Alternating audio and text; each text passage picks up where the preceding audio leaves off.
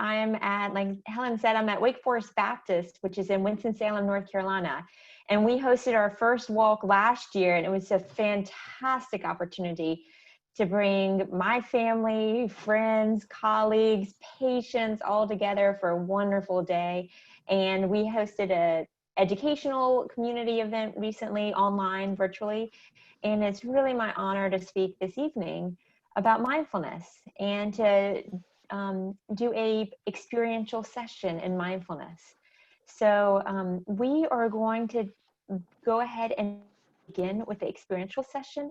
And then at the end, we'll take some questions and have some dialogue, because I think this is a practice that is really receptive to questioning and asking and becoming curious about the experience itself, which is part of the practice. So I will begin and end this session with some bells.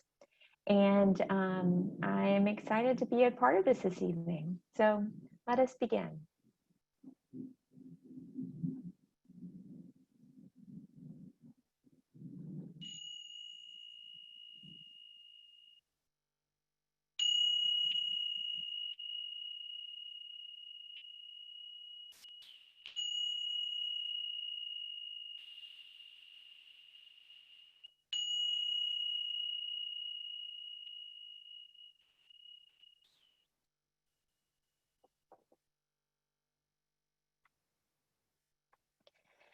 Coming into a posture that embodies dignity and wakefulness, stillness and intentionality. Lengthening your spine, broadening your shoulders, opening your chest, eyes open or gently closed, and inviting yourself into this present moment.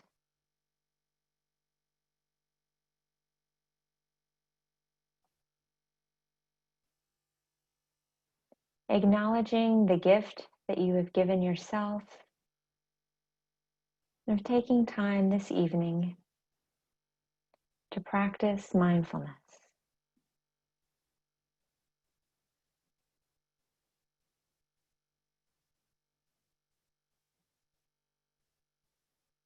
And now allowing your attention to come to your breath.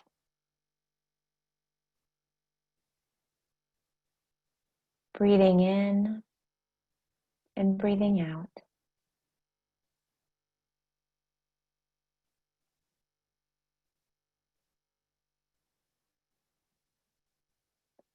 Not trying to change or alter the breath, just allowing your attention to settle on the breath.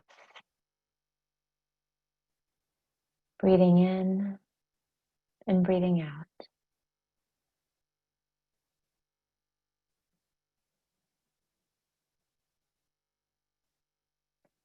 Noticing the entirety of the breath along its cycle, or noticing it at a particular place. You may notice the breath most at your nostrils, with the air coming in and the air coming out. Wherever it is that you notice it, bringing your attention there.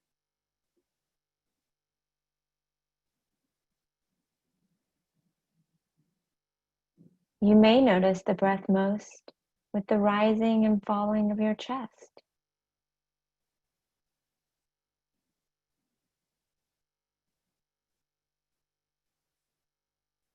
You may notice it most at your abdomen as it expands and deflates.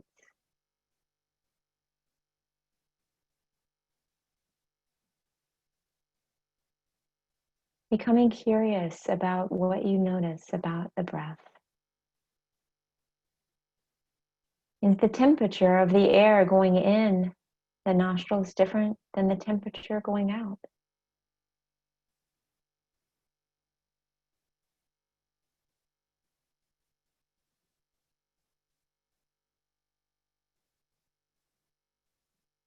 Is the inhale longer than the exhale?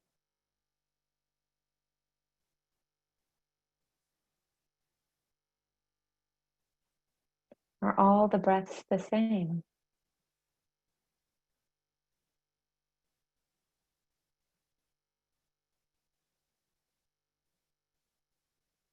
Whatever you notice, wherever you notice the breath, allowing your attention to settle on the sensation of the breath.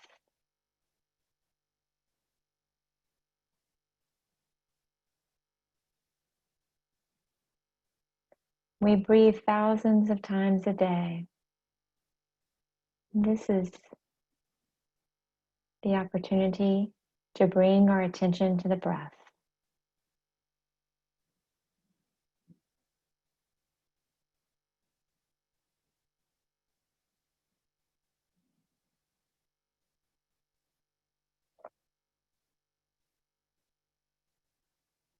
Settling in, resting, and anchoring your awareness on the breath.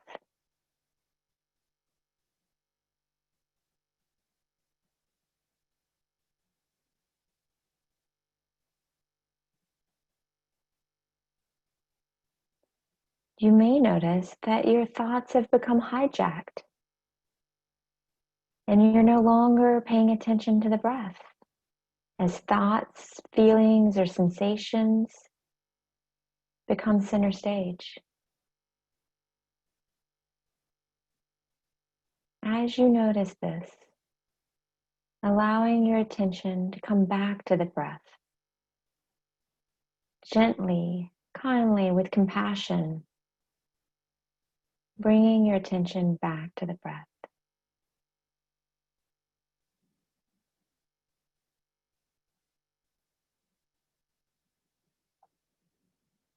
Whether this is the first time you've practiced mindfulness or you're an expert practitioner with regular practice,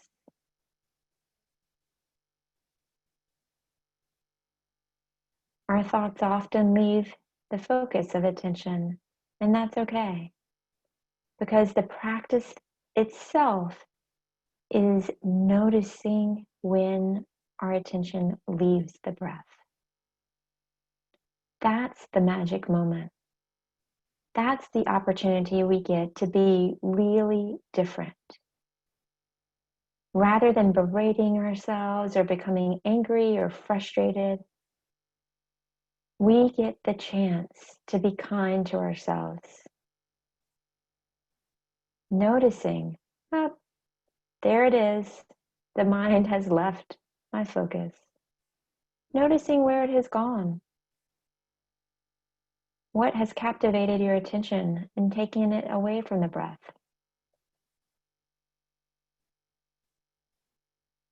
And kindly and gently returning your attention to the breath. Breathing in and breathing out. Each in-breath, a new beginning, a new opportunity to come back to the breath.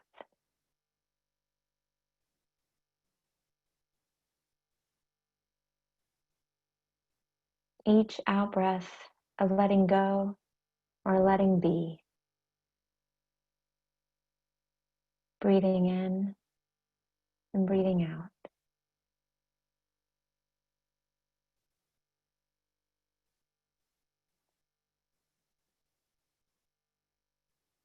We are human beings, and yet we're often caught up in modes of doing, going, accomplishing. Right now, all we have to do is come into this present moment. Nowhere to go, nowhere to be, nothing to accomplish. Simply allowing ourselves to be present in this moment.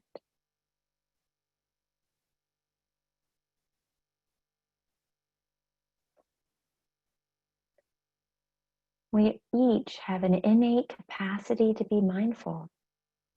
We are born with the ability to be mindful and to be present. This is not something new that we have to acquire. Rather, through the practice of mindfulness, we're able to tap into our own capacity to be mindful.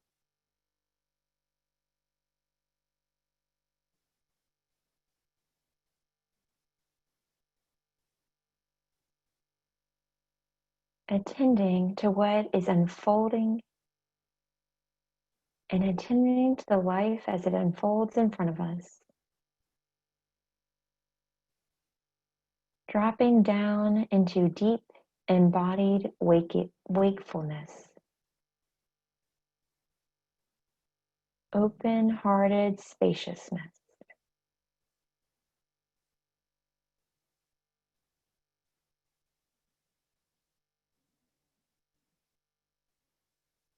This very simple concept that can be incredibly challenging.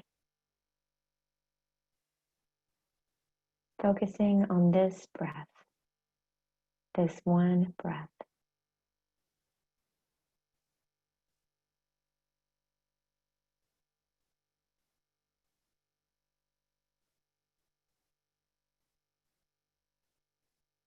When we were born and as young children, we only had the ability to pay attention in the present moment.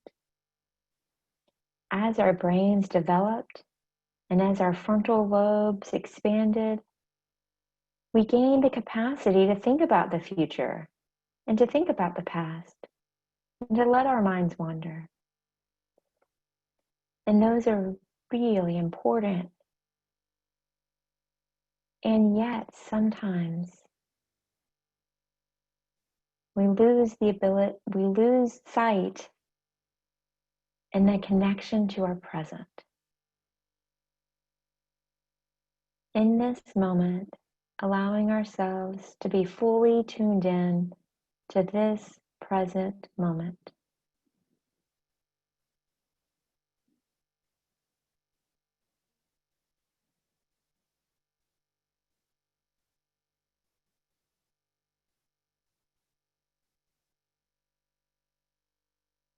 When your attention wanders, noticing that and imagining your thoughts like a cloud floating by in the sky, gently, softly, as you kindly return your attention to the breath. Breathing in and breathing out.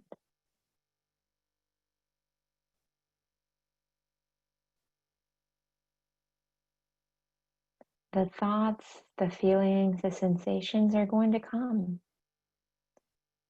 Imagine those thoughts are like a waterfall and finding a nice, safe cave behind the waterfall where you can drop back behind and watch the thoughts in front of you. Simply coming, simply going as you maintain your attention on the breath.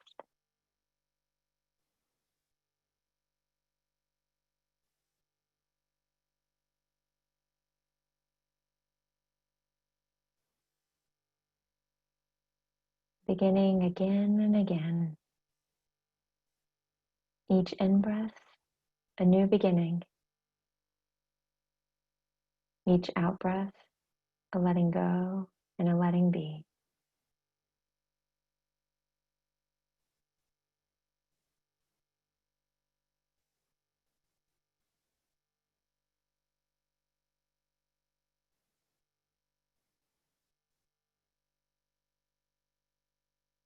When the mind wanders, and I say when, not if, because as our minds were created to be able to wander, it will happen. When it does, and when we have been disrupted, no need to push it away or pursue it. You have a choice to get caught up in your thoughts and your feelings or to drop into them, noticing and letting go with kindness and compassion, anchoring yourself in the breath, reestablishing your attention in the body, in the breath, resting in awareness.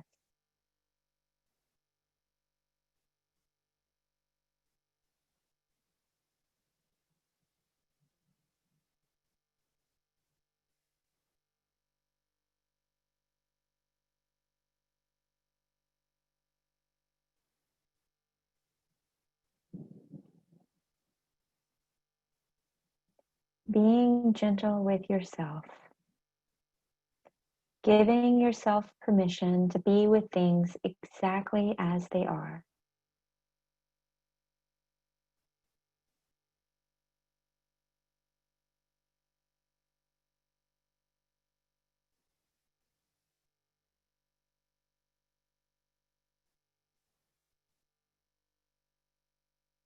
The real meditation practice is life itself, the profound mystery of being human. Navigating these patterns of experiences and inviting ourselves into this present moment.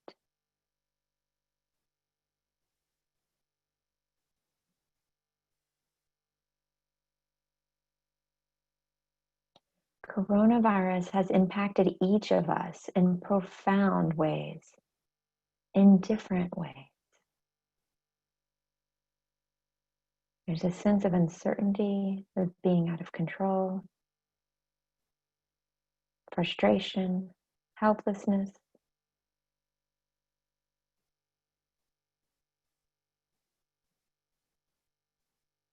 The irony is that this disease comes and attacks the breath, this life-giving force that we now have the opportunity to appreciate. Breathing in and breathing out.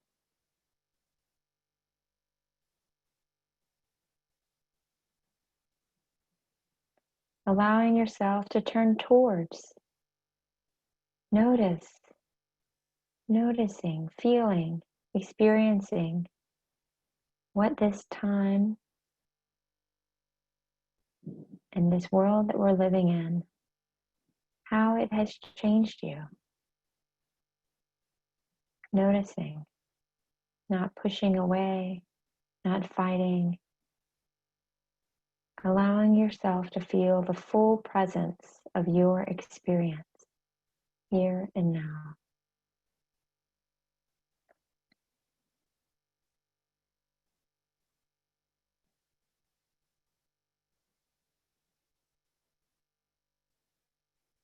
The dramatic awareness that we each have of the racism that is so prevalent in our society. Turning towards it, noticing it, allowing yourself to settle into that experience. The devastating losses, the social unrest, it can be quite unsettling. Allowing yourself to sit with it. So often we want to distract ourselves, turn away, flee, fight.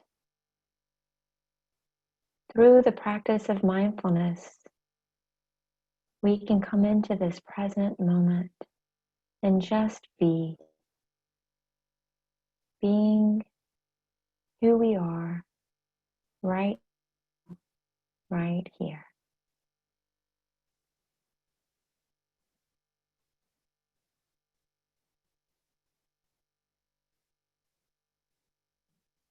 As my words have led to thoughts and feelings, kindly and gently, with curiosity, notice where you have gone. Where has your mind taken you? Look at those thoughts.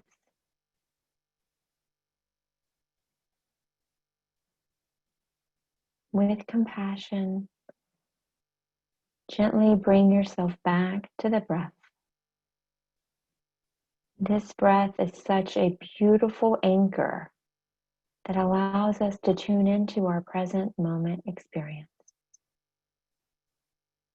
The breath sensation is center stage in our field of awareness, and awareness is home.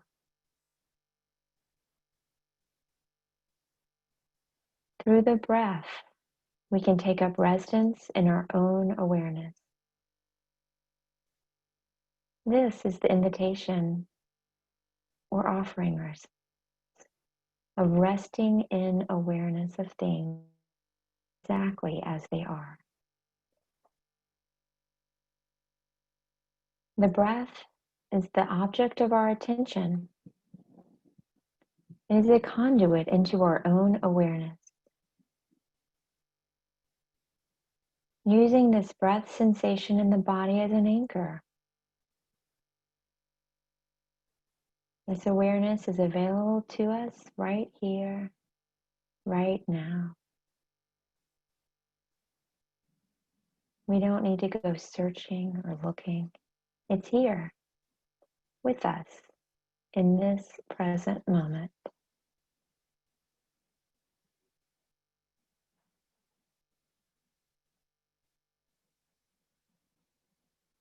Through this practice, we are learning how to rest in being,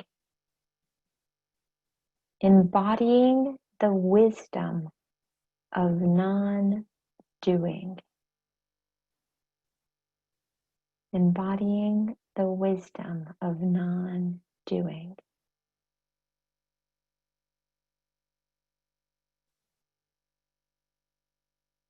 Dropping in, settling in.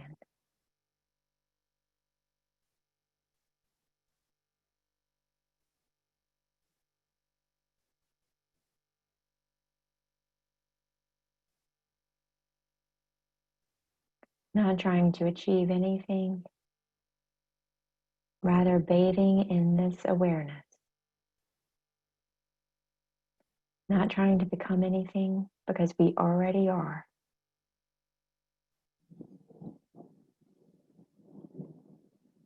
Not trying to control our thoughts or feelings, rather letting them come and go.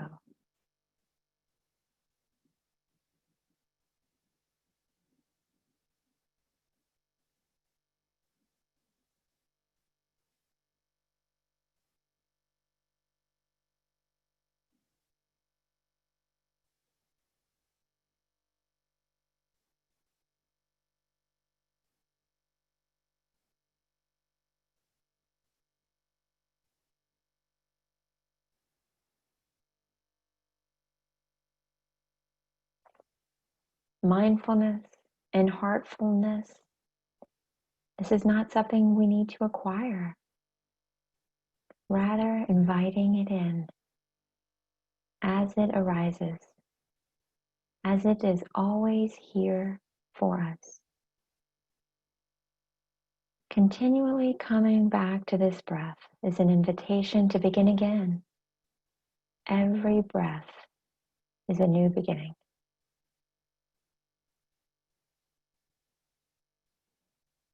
This practice allows ourselves to befriend our own hearts, our own bodies, our own minds, cultivating this domain of being, befriending it.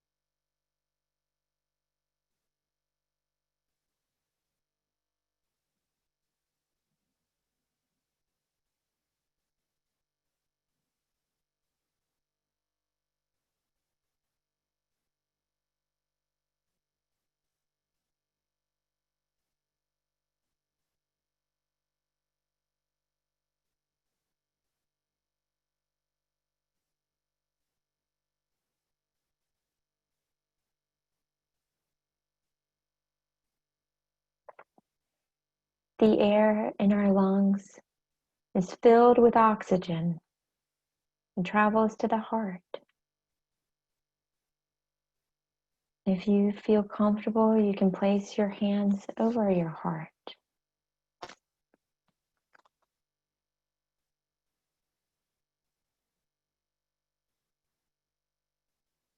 We are going to shift our attention from the breath into phrases of loving kindness offered to ourselves. I will say some phrases that may resonate with you. Feel free to repeat the phrases to yourself. Or if you feel comfortable, coming up with your own phrase.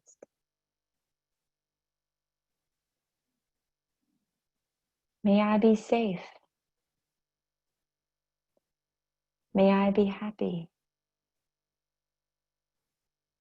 May I be healthy.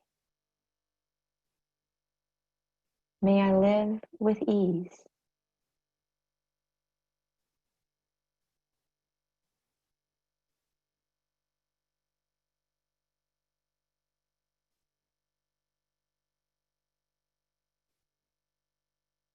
You may find other phrases that resonate with you, such as may I be filled with light. May I be filled with love. May I be filled with peace.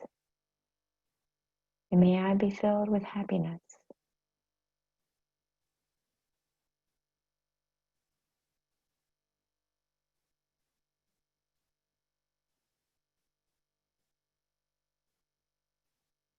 Whatever phrase most resonates with you in this moment right now. Allowing your full awareness to come into that phrase.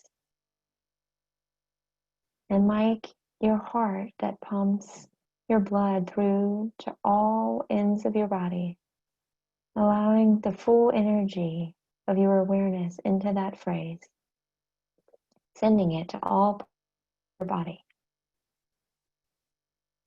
May I be safe. May I be happy. May I be healthy. May I live with ease. May I be filled with light. May I be filled with love.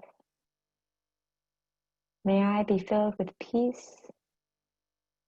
And may I be filled with happiness.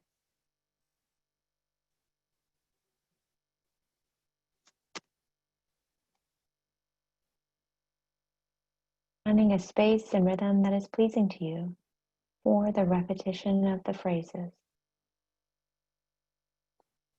Allowing yourself to say it or to say them over and over again, like a song of the heart.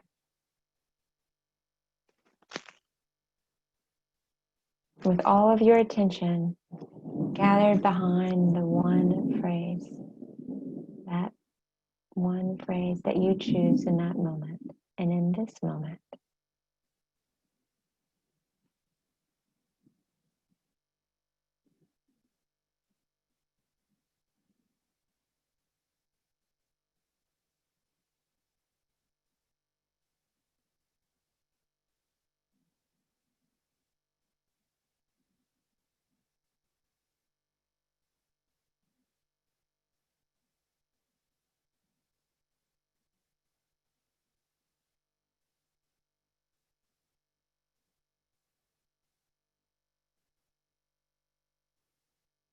Now, with gentleness, allowing your attention to return to the breath.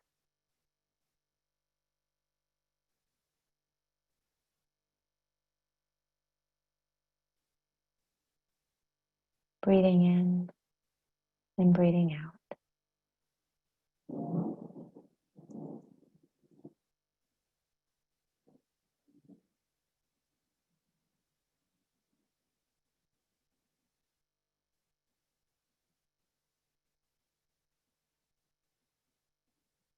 Breathing in and breathing out.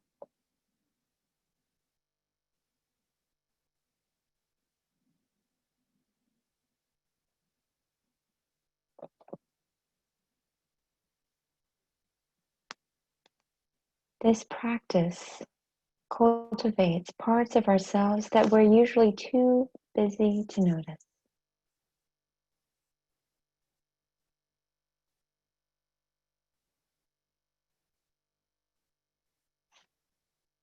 This practice allows ourselves to align with what is deepest and best in ourselves. Knowing that we do not need to change or require anything. We are fully whole and present and beautiful right here, right now. This practice maximizes our own capacity for kindness, wisdom, and love.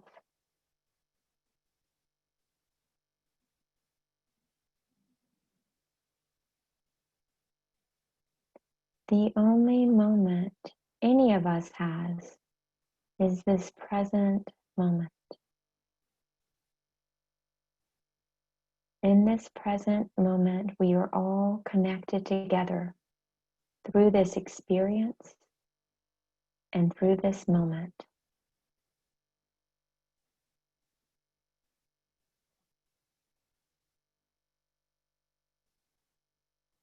This practice of focusing on the present moment, it's a simple concept, and yet it can be incredibly challenging, as our mind often has a life of its own.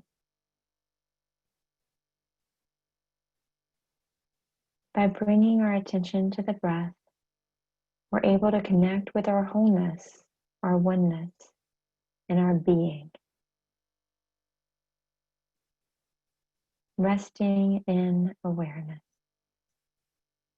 using the breath as our anchor. As this moment, this present moment, is available to us at any moment and at every moment as we live the moments of our life.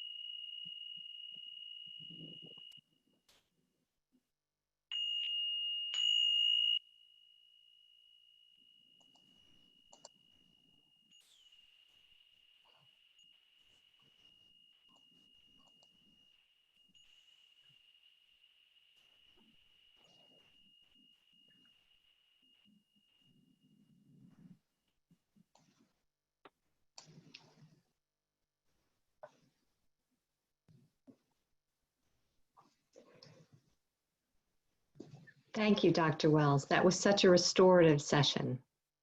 And I just put something in the chat. As all of us come out of our meditative states, I welcome you to put any questions in the chat box that you would like. Dr. Wells has generously offered to stay on and answer some questions, have some dialogue. It was just such a nice way, such a nice session. So needed, so many kind words. So please feel free to put some questions in the box for Dr. Wells, and I'll feed them to her. In the meantime, while you're thinking, maybe you take a minute to get yourself back. It always bring yourself back into the moment, the actual live moment. Lots of thanks coming in. We want you to know that this is the second in a series of 8. So please continue to join us. We do have one question coming in. Do you have a social media site, Dr. Wells, that they can follow you on or participate in more sessions of yours? It's a great question. Yes, so you can follow me on my Twitter account. I'm at Rebecca Wells MD. So thank you. So this practice of mindfulness this evening, we did a couple of different things. We focused on the breath and the sensation of the breath. And we also did some loving kindness practice. Sometimes with loving kindness practices, we'll focus on multiple different people. So often starting with ourselves and then going through a series of different people, like someone that we love, someone that is a stranger, someone that we may not know, someone that we may have a hard time loving, and then loving kindness to all people everywhere.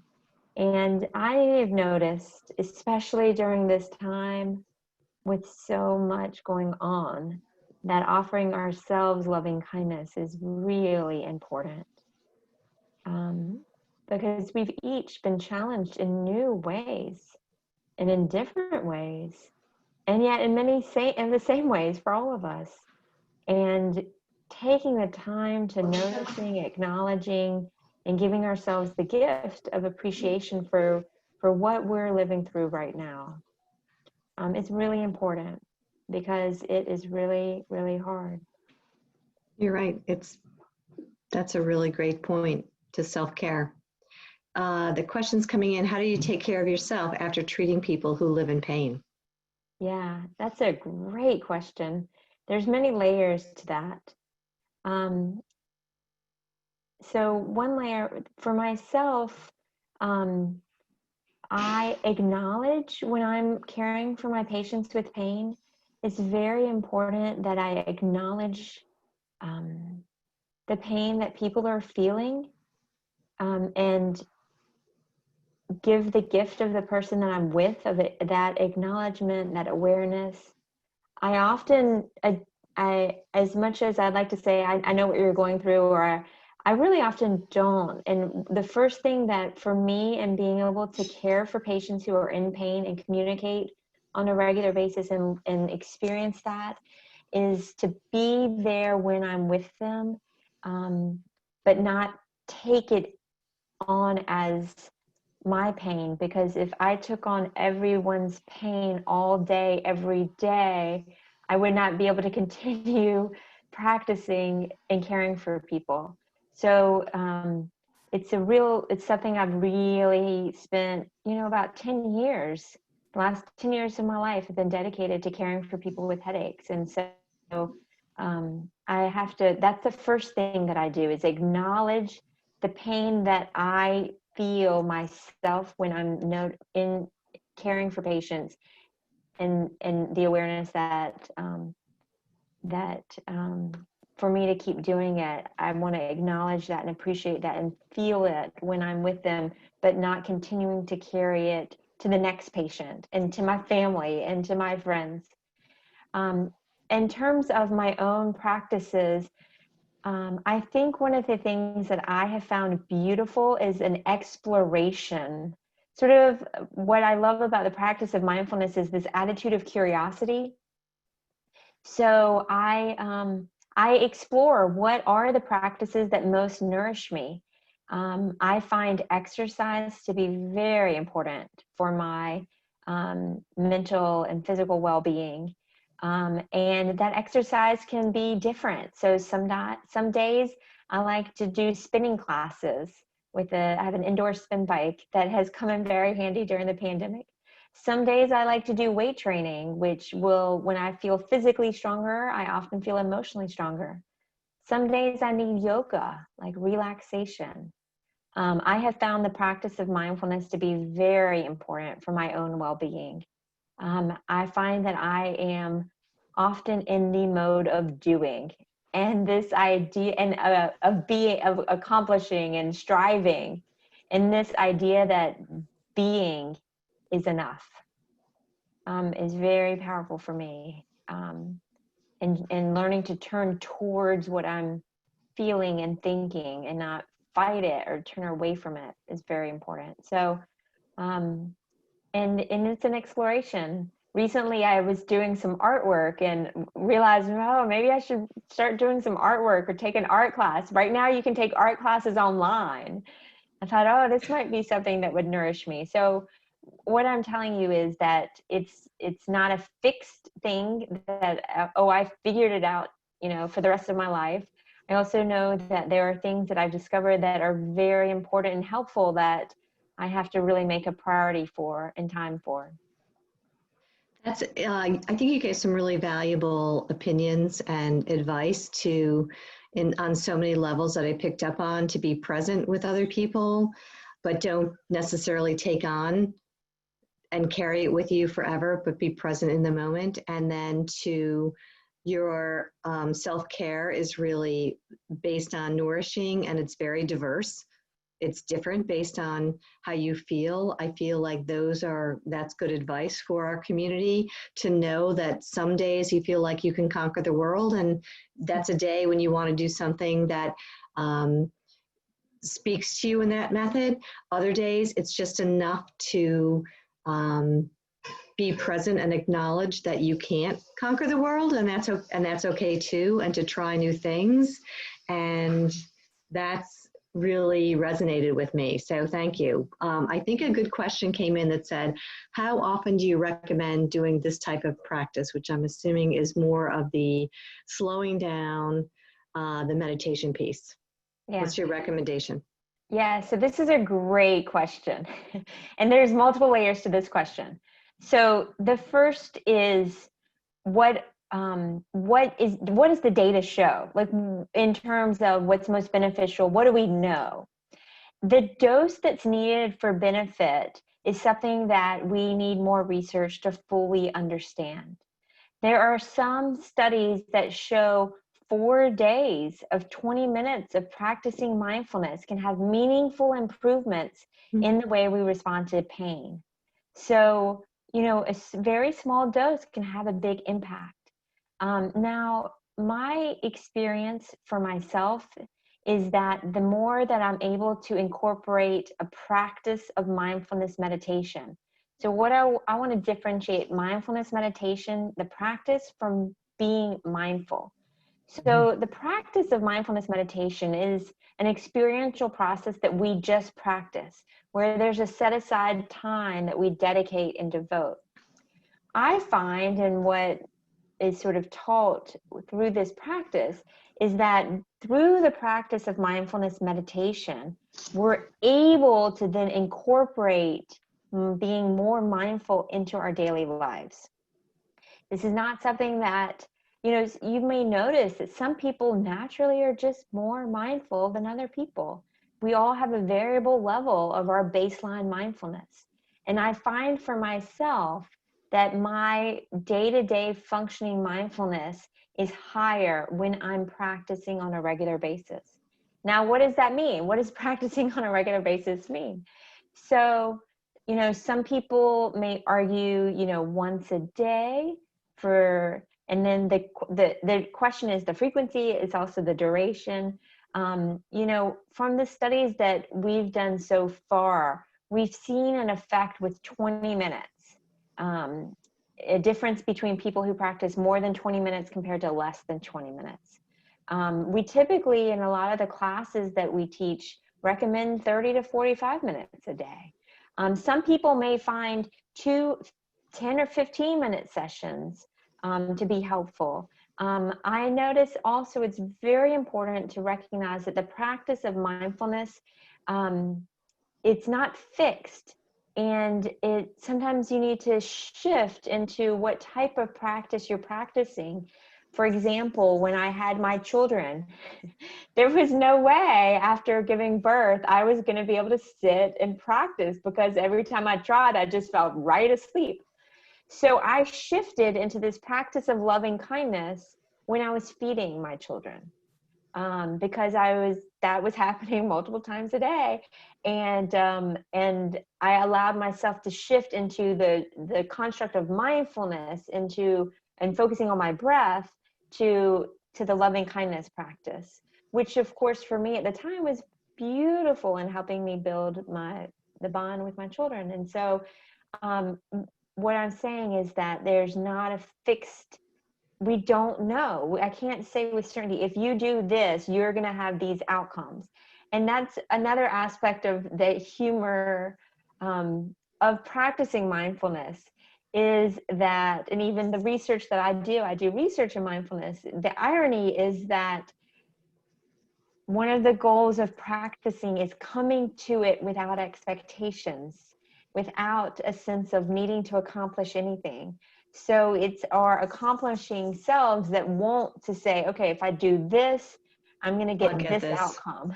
Mm-hmm. And actually recognizing that it's a process. And for myself, the more that I practice, the more curious I'm able to be in my daily life, the more open, receptive, and mindful I'm able to be in our daily lives.